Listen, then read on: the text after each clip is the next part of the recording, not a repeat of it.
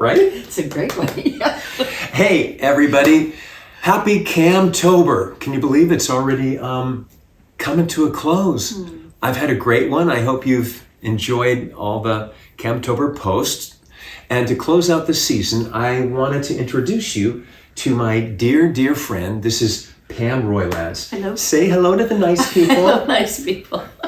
Thank you. And we've been friends like since right after college. And just this October, she came over with some friends of mine and showed us a motion picture that she was in that's perfect for the season. So we wanted to talk a little bit about this. What is it called? Slumber Party Massacre. Slumber Party Massacre. You've all seen it, yes? And if not, you're gonna. So I have to start by saying, my dad, this unfortunately, as you guys know, doing these kind of horror films, I've heard the stories from Dad about films made in these many days and on this kind of budget. So we had such a blast watching this film. And as it says, Slumber Party Massacre, so you know what that means. Yeah. And our friends, we were sitting around with her going, okay, everybody's taking their clothes off as they're getting in their little night clothes. And we're going, are we going to see your breastises, Pam? I won't. You'll have to watch. You'll have to watch. It'll be a surprise. Or will it? Or will it? Anyway, tell me a little bit about, you recently had come out here, yeah? How long had you been here? Yes, I moved here in 1980 and I shot this in 81. So this was really kind of when I met you. This marks around the time, this is how long I've known you. I know. So that was the first film I ever did, first feature film. And yes, it did take just about 3 weeks, I think, to film it. I should look that up. It wasn't very long. And it was directed by a woman, written by a woman. Which, when you watch it, yes, it'll be hard to tell. Yes. Why are you selling out? Yeah, you really would, especially with all the rather gratuitous scenes. Boobies. The boobies, yeah, the shower scenes. Gratuitous tatas and TTs. Yes. So well, no TTs, just tatas. Yes, right.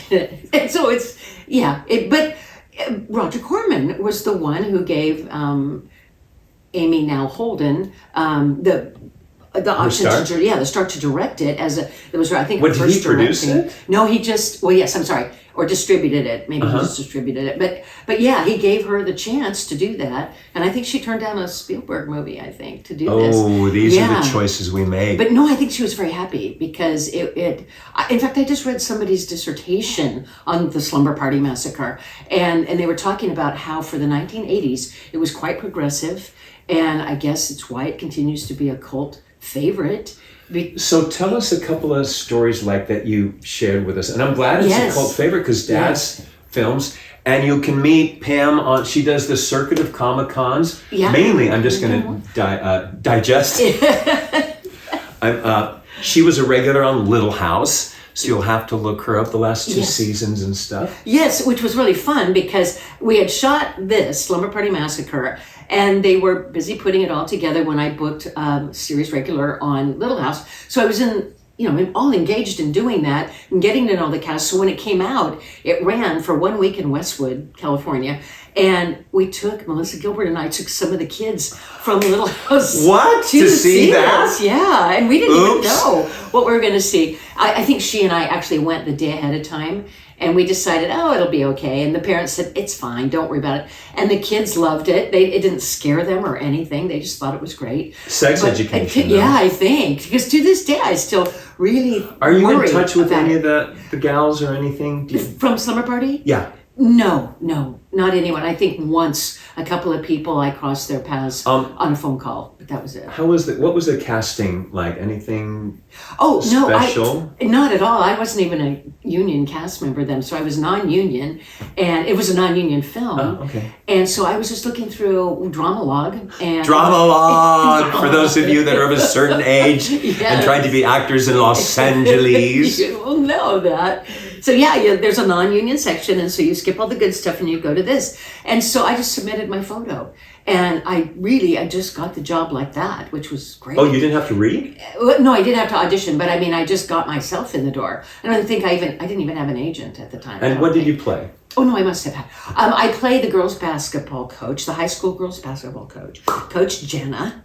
And she we can't talk say much too about much, that but she's plot. in the film a But lot. share with us some of your low budget stuff. There was Okay. something you told us about the knife. There were two things. One was the fireplace poker that Coach Jenna grabs to have a fight with the driller killer who's fighting Driller killer. Driller killer. Is that what they called it? Driller? We killer? did. We just thought that was funny to call him that, so we did. What is driller? The driller killer. Well, because he had that power pack drill. Oh, okay. Yeah, that Natch. battery operated. No extension cords needed. Battery operated. Power pack goes all So over. you're on this limited shoot, so you Yes. don't have time to do 1,000 takes on everything. We don't, and we don't have time to really get all the great stuff we need. So there's this rubber poker, fireplace poker, that I grab while he's coming at me with that drill, and we do the sword fight. And at the end, he falls on his knees, hands and knees, and so I take my trusty fireplace poker and I do this, and they don't cut. There's just enough time for you to see the tip of that fireplace poker go blah, blah, blah. So you can tell it's rubber, and there's nothing to worry about. But they didn't cut that, which I love. So that was one. That's great. So you want to slow down Yeah. when you get to where she where this badass gives him his Yeah. his what. You And what's do. the other one? The other one was when he does get me, he'll get me across, spoiler alert, he'll get me across the gut. And that As serial killers are wont to do. Yeah, with the drills. That's the drills. And so that was the particular day. I think the special effects crew was not there.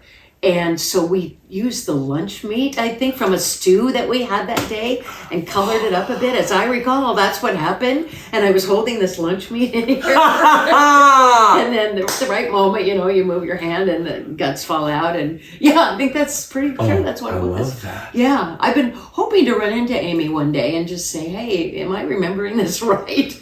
But wasn't there something with the door? Wasn't there a spook Yeah, I thing? forgot the door. Yeah, yes. what was that? So I go up to my home and I'm on the porch fumbling with the keys to get in. Yeah. And- Yeah. And so there's the peek hole, and all of a sudden a drill comes at me like this. I'm down like this trying to open it, and the timing is supposed to be, like that.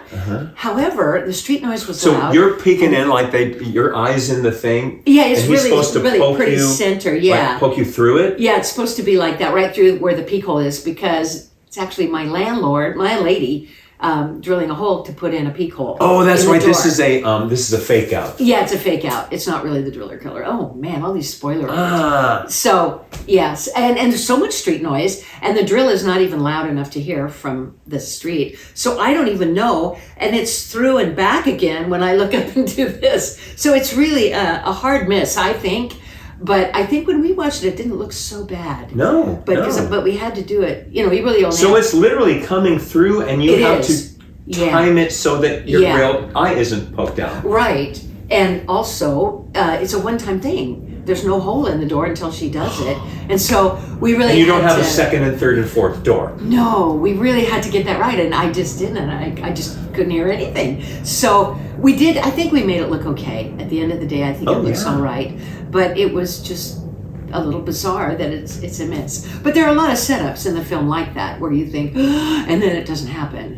So My dad, one of his cheapo cult films is called The Astounding She-Monster. yes. And they had a budget of like a nickel. There's supposed to be a fight scene, and I don't know, I think both dad and the bad guy are supposed to go through the window, right? So cheap, they only have one piece of candy glass, Uh-oh. and as they're going, they sit it in, and it totally smashes, Oh my crashes. gosh. So if you were to watch that movie, you'll notice that nobody flies through it. He punches, and they're not looking at the window. And the next shot is on the ground in all the. Oh, in the shattered glass. The shattered glass. Sugar glass. Wow. Also, the woman who was the monster, she wore this sparkly onesie. Okay, and back in the 50s, gals were very Zoftig and it, full-figured gals. Yes. And they only had one costume, and the zipper broke. Uh-oh. So, and when she exits, and this turned out being so amazing for the film, she can't leave. Instead of turning around and leave, she has to back out of the room. And she's like this, and she's going like this and back, only because she can't turn around. That's so great. But it worked. Did they stage it that way, or did that at that Well, point? the zippers broke, so let's see, sweetheart. okay. Let's try you backing out of a scene. It would have been funny had it happened in the moment, and she just would have done this without the director's approval. And he goes, "That's good." Let's do that. Oh, I love that.